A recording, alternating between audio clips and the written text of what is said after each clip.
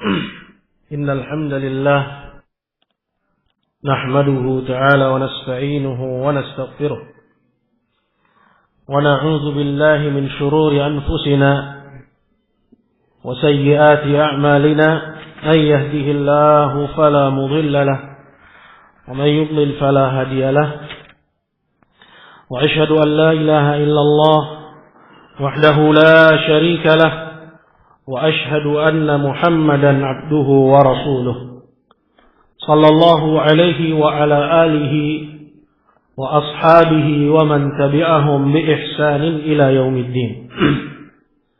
Pada pertemuan yang lalu kita telah membahas beberapa syurut, yaitu syarat-syarat yang harus terpenuhi terkait dengan menjatuhkan vonis kafir kepada seorang muslim.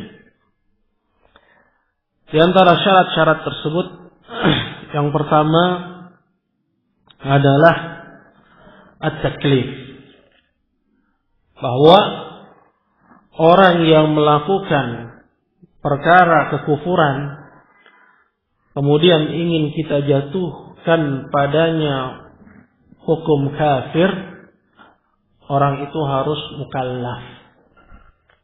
Artinya mukallaf, dia adalah orang yang muslim dan dia orang yang berakal dan dia telah baligh. Karena orang yang dia bukan muslim, pada hakikatnya dia telah kafir. Seperti orang al-Yahud, orang Nasara, atau agama lain di luar al-Islam. Yang kedua adalah orang yang telah baligh. Artinya dia bukan anak kecil. Karena anak kecil apabila dia melakukan perkara kekufuran, maka tidak ada hukum baginya. Karena belum baligh. Adapun yang ketiga adalah bahwa dia adalah orang yang berakal. Maksudnya bukan orang gila. Karena orang gila kalau melakukan kekufuran maka tidak ada hukum kafir atasnya. Dan hal ini seperti yang disabdakan oleh Nabi kita Muhammad sallallahu alaihi wasallam, rufi'al qalam an thalathin, bahwa penulisan hukum itu diangkat dari 3 jenis golongan. Di antaranya kata Rasulullah sallallahu alaihi wasallam, wa 'anis saghiri hatta yakbur, dan dari anak kecil sampai dia baligh. Maka syarat yang pertama dijatuhi hukum kafir kepada pelaku kekufuran adalah orang itu harus mukallaf. Kemudian yang kedua yang telah kita bahas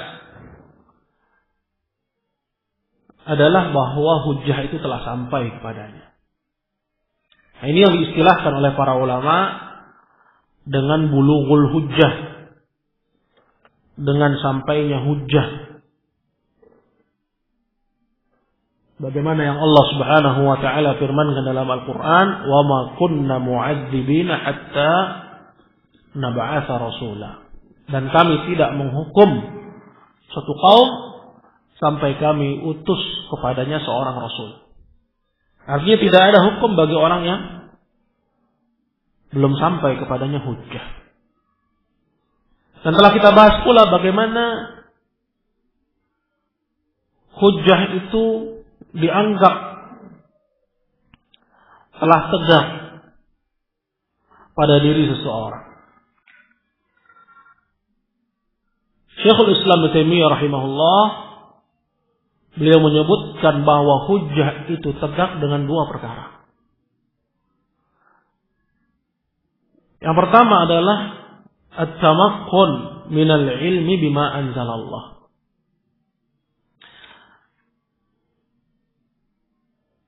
tersedianya sarana untuk dia bisa mengakses informasi akan apa yang Allah Azza wa Jalla turunkan itu. Seperti misalnya adanya dai yang menyampaikan, adanya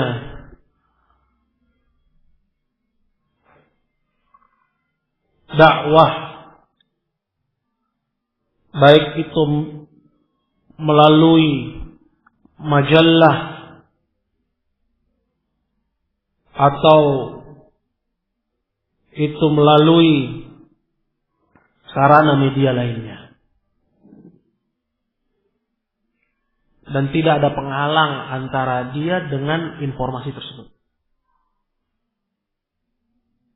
Tidak ada penghalang antara dia dengan informasi tersebut.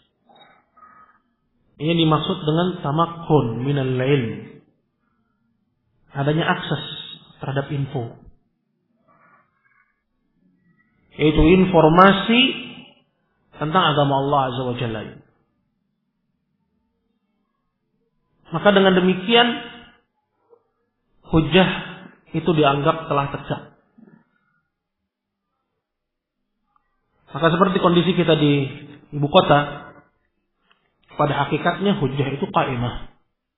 Hujjah itu telah tegak dengan banyaknya duat ilallah, para dai di jalan Allah Azza wa Jalla, dengan adanya media dakwah baik itu berupa media cetak maupun elektronik, melalui dunia maya, televisi, radio, dari yang resmi ataupun yang model streaming, ini semua adalah sarana penegakan hujjah. Hujjah itu telah tegak. Ini yang dimaksud dengan tamakkun minal ilm. Maka kapan terpenuhi yang pertama ini, hujjah itu dianggap tegak. Yang kedua adalah al-qudrah 'ala al-'amali bih. Kemampuan untuk mengerjakannya. Artinya kalau hujjah itu tegak, akan tapi dia tidak memiliki kemampuan untuk mengamalkannya, maka dia diuzur. Maka dia diuzur. Dimaafkan dengan alasan dia tidak mampu.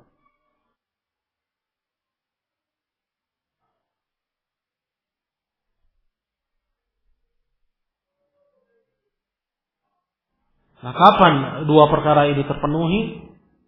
Yang pertama adalah akses terhadap informasi tentang agama Allah itu terpenuhi. Kemudian yang kedua, dia mampu untuk mengerjakannya. Apakah meninggalkan dari kesyirikan yang biasa dia lakukan, maka dia lakukan itu dia tinggalkan kesyirikan itu. Artinya dia punya kudrah untuk meninggalkannya, maka hujjah itu tegak. Dan hukum atau vonis kafir kepada orang tersebut itu dijatuhkan padanya kapan dia melakukan pelanggaran dalam perkara ini. Seperti orang yang meminta-minta kepada selain Allah Azza wa Jal, menyembelih untuk selain Allah Azza wa Jal, di iklim di mana informasi terhadap perkara agama Allah ini itu mudah. Seperti misalnya seorang dukun. Dan dukun itu banyak yang ngaku muslim. Banyak yang mengaku Islam. Tapi dia melakukan praktek dari kesyirikan kepada Allah Azza wa Jal. Maka orang ini pada kata telah terpenuhi padanya dua perkara tadi. Yang pertama, akses terhadap informasi tentang agama Allah terpenuhi. Kemudian yang kedua, dia mampu untuk tidak mengerjakan kesyirikan itu, tapi dia tetap mengerjakannya, maka pada hakikatnya dia walaupun mengaku muslim, dia itu kafir. Kenapa? Karena hujjah itu telah tegak. Kemudian ayyuhal hadirin dimuliakan Allah,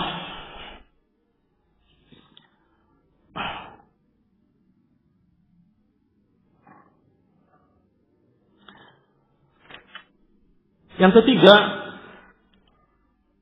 yang merupakan syarat yang harus terpenuhi dalam menjatuhkan hukum kafir kepada seorang muslim disebabkan karena kekufurannya, an yakuna al-mu'ayyanu qad thabata minhu al-qaul aw al-amal al-mukaffir. Bahwa orang tersebut telah benar beritanya sampai kepada kita bahwa dia mengucapkan atau melakukan suatu perbuatan yang kalau dilakukan itu menjadikan pelakunya kafir. Menjadikan pelakunya kafir. Maka di sini harus kita perhatikan kepada apa yang dilakukan oleh orang tersebut. Dan tidak berguna dalam permasalahan ini adzan, dugaan, sangkaan, qil wal qal, katanya atau kata fulan atau kata alan. Kenapa? Karena seorang yang telah tetap keislamannya dengan yakin, itu tidak hilang keislamannya kecuali dengan yakin. Tidak hilang keislamannya kecuali juga dengan keyakinan. Maksudnya informasi yang benar bahwa memang orang tersebut telah melakukan perbuatan itu. Sila dua. Yang pertama adalah informasinya benar, valid. Yang kedua adalah jenis perbuatannya. Bahwa perbuatan yang dilakukan oleh orang itu harus merupakan mukafir. Harus merupakan jenis perbuatan yang kalau dilakukan mengkafirkan pelakunya.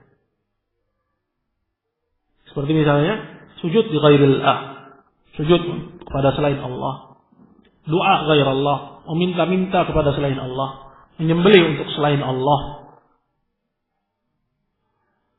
menghinakan apa yang seharusnya dimuliakan dalam Islam, menghinakan mushaf, menghinakan Allah, menghinakan Rasulullah, menghinakan para sahabat ridwanullahi alaihim. Ini semuanya mukafir. Nah, di antara perkara ada orang yang menganggap bahwa itu mukafir, sedangkan pada hakikatnya dia bukan mukafir. Seperti misalnya al-hukmu bighairi ma anzalallah. Berhukum dengan selain hukum Allah. Ini bukan mukafir. Bukan merupakan perbuatan yang apabila dilakukan pelakunya menjadi kafir. Hanya semata-mata berhukum dengan selain hukum Allah. Baik apakah bentuknya memutuskan, ini yang disebut dengan berhukum dengan selain hukum Allah. Baik itu berupa memutuskan, ini perannya hakim, atau bentuknya mencari keadilan. Ini perannya ra'iyah, perannya rakyat. Mencari keadilan kepada hukum buatan. Ini masuk dalam satu koridor, satu bingkai berhukum dengan selain hukum Allah. Kufur, tapi kufur duna kufri. Kecuali pada beberapa bentuk yang sering kita bahas pada selain majelis ini. Ya. Nah, ini disangka oleh kebanyakan orang bahwa ini mukafir, sedangkan itu bukan mukafir. Jadi selain informasinya harus benar, perbuatan yang dilakukan juga harus benar bahwa itu mukafir. Maka perlu di sini seorang tasabbut untuk cek dan recheck. Bahwa seorang tidak sembarangan dia mengeluarkan saudaranya dari Islam, sedangkan Islamnya itu yakin, kecuali dengan informasi yang yakin. Kecuali dengan informasi yang yakin juga. Sebanding. Adapun hanya dugaan, hanya sangkaan, hanya perkiraan, ini tidak berguna dalam masalah ini. Allah Azza wa Jalla berfirman dalam Al-Quran, Ya ayyuhalladzina amanu, idza darabtum fi sabilillahi fatabayyanu. Wahai orang-orang yang beriman, apabila kalian berjihad di jalan Allah, kemudian kalian bertemu dengan musuh, fatabayyanu, tasabbut, cek dan recheck. Wala taqulu, dan jangan kalian katakan, liman alqa ilaikumus salam lasta mu'mina, kepada orang yang mengucapkan kepada kalian salam. Kita bertemu dengan seorang yang kita anggap musuh, kemudian dia mengucapkan salam pada kita, kemudian kita katakan kamu bukan orang mukmin, kemudian kita bunuh dia tanpa cek dan recheck. Kita vonis dia kafir, kita anggap dia bukan mukmin. Tabtaghuna 'aradal hayatid dunya, di mana kamu dengan perbuatan kamu itu kamu mencari sebagian dari kenikmatan dunia. Apakah menginginkan harta yang dia punya dengan alasan bahwa ini ghanimah? Ya.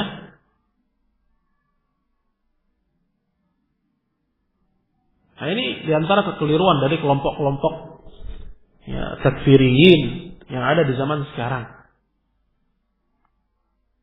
Karena tujuan mereka pada hakikatnya adalah mengumpulkan harta.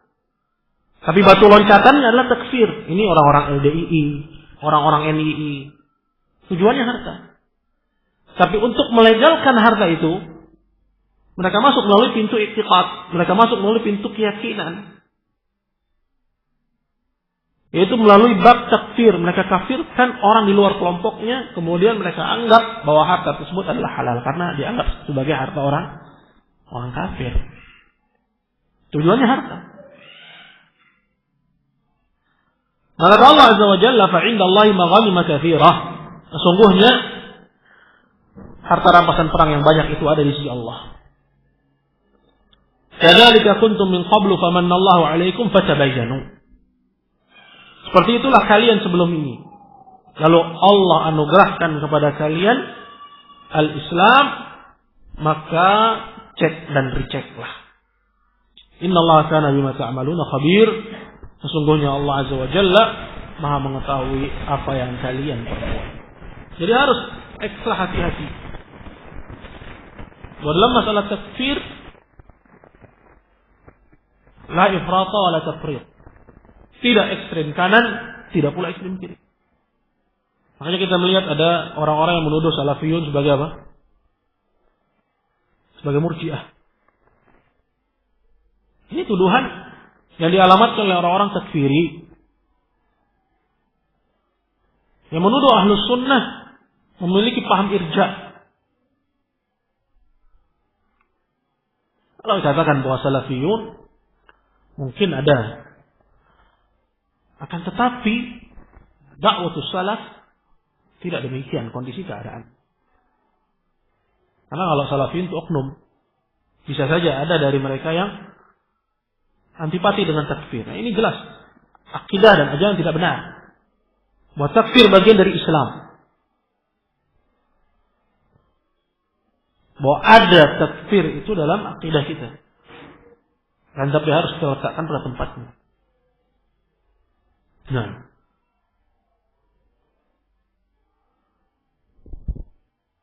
maka ayol hajjal dimuliakan Allah harus tabayyun, tasabbut. Dalam surat Al-Hujurat ayat ke-6 Allah Azza wa Jalla juga berfirman, Ya ayyuhalladzina amanu in ja'akum fasiqun binaba'in fatabayyanu an tusibu qauman bijahalatin fatusbihu ala ma fa'altum nadimin. Wahai orang-orang yang beriman, kalau datang orang fasik kepada kalian membawa sebuah berita, maka tabayyun. Ini akhlak. Bahwa tabayyun, tasabbut, cek dan recheck, ini adalah bagian dari akhlak dan adab dalam kita bermuamalah kepada sesama kaum muslimin. Bahwa seorang tidak mungkin keluar dari al-Islam kecuali dengan informasi yang benar, yang valid. Seorang tidak bisa kita cap dia keluar dari sunnah, dari lingkup salafiyah, kecuali dengan informasi yang valid. Sekarang aneh kita bilang orang-orang awam jangan taklid, tapi kita justru mengajak orang-orang untuk taklid. Kita bilang fulan bukan ahlu sunnah, fulan demikian, tapi kita nggak bawakan dalil. Kemudian para muridnya, para audiensnya juga nggak nanya apa dalilnya. Dalilnya apa? Dalilnya Ustaz fulan. Masya Allah. Sejak kapan ucapan Ustaz fulan jadi dalil? Dalil kita itu apa? Quran, sunnah, ijma'. Dalil kita itu apa? Quran, sunnah, ijma', bukan ucapan Ustaz fulan. Kalau seorang mengucapkan ucapan yang tidak didukung dengan salah satu dari 3 sumber tersebut, maka ucapan tersebut kosong dari dalil. Tak perlu kita ambil ucapannya tersebut, dan yang kita ambil adalah kebenaran yang didukung dengan Al-Quran, Sunnah, dan Ijma'. Jadi kita butuh praktek, ikhwan yang dimuliakan Allah. Ya, buat teori itu sudah banyak, tapi dalam praktek kita taubahnya seperti para muqallidun. Taubahnya kita seperti para ahli taklid. Berkata Syekhul Islam Ibnu Taimiyah rahimahullah, "Fas-shawabu anna madhhab al-insan laysa bimadhhabin lahu idza lam yaltazimhu, fa innahu idza kana qad ankarahu wa nafahu kanat idafatuhu ilayhi kadiban alaihi."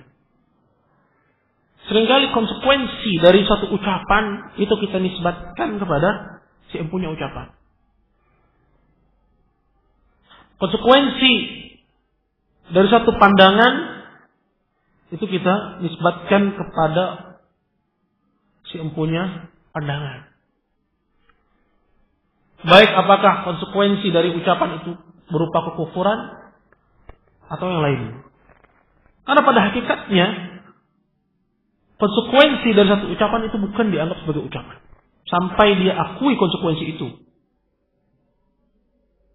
Maka perlu tasabbut. Tidak bisa kita menghukumi seseorang hanya dari konsekuensi ucapan. Seorang mengucapkan ucapan yang menurut kita konsekuensinya kekufuran, maka kita harus tanya kepadanya, apakah kamu juga berpendapat dengan konsekuensi dari ucapanmu ini? Maka jawabannya tidak lepas dari 2. Apakah ia mengiyakan atau dia menolak? Kalau dia mengiyakan, baru dinisbatkan konsekuensi itu sebagai ucapannya. Tapi kalau dia tidak mengiyakan, maka tidak bisa dinisbatkan konsekuensi itu sebagai ucapan. Maka dikatakan oleh Syekhul Islam, fa innahu idza kana qad ankarahu wa nafahu kanat idafatu ilaika kadiban alaih. Maka sungguhnya apabila si empunya ucapan ini dia mengingkari konsekuensi kekufuran dari ucapannya itu, maka menyandarkan konsekuensi itu kepada si empunya ucapan, dia maksa. Padahal si empunya ucapan udah mengatakan, oh bukan itu maksud saya. Saya tidak menginginkan itu. Tapi orang ini maksa. Pokoknya konsekuensinya begitu. Maka apa hukum orang ini? Fa inna idhafatahu ilaika kadiban alaihi.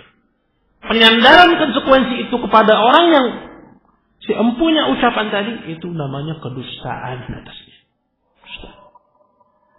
Ini diantara aturan Islam dalam hal yang berkaitan dengan masalah kita. Bahwa dalam masalah takfir, seseorang harus memiliki kehati-hatian, seorang harus tasabbut, ya.